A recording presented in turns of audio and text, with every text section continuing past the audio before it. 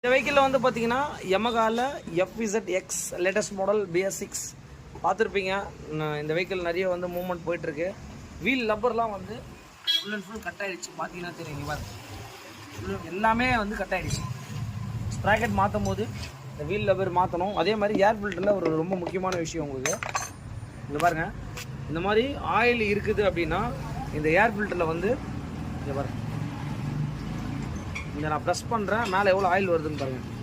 அதனால் இதெல்லாம் வந்து சர்வீஸ் அப்படின்னா ப்ராப்பராக வந்து இதெல்லாம் கழட்டி நம்ம க்ளீன் பண்ணணும். இங்கே பாருங்கள், இதை நம்ம ரிமூவ் பண்ணிவிட்டு இது உள்ளே எவ்வளோ ஆயில் இருக்குதுன்றத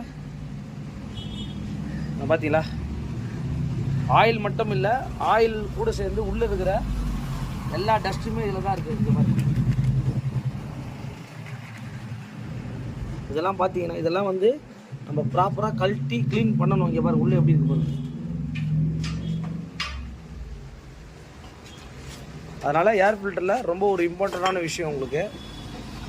வண்டிக்கு கம்ப்ளீட்டடாக வந்து நம்ம செயின் ஸ்ப்ராக்கெட் கிட்ட வந்து ஃபுல் அண்ட் ஃபுல் மாற்றிட்டு வண்டி பாருங்கள் எந்த அளவுக்கு நீட்டாக வந்திருக்குன்னு பாருங்கள். ஒரு ஃபுல் சர்வீஸ் பண்ணி கொடுத்துட்டோம் ஆன் டைம். கரெக்டாக மணி 6 மணி ஆகுது. வண்டி எல்லாமே நீட்டாக பக்காவாக அவர் சொன்ன ஒர்க் எல்லாமே நீட்டாக நம்ம பண்ணி கொடுத்துருவோம்.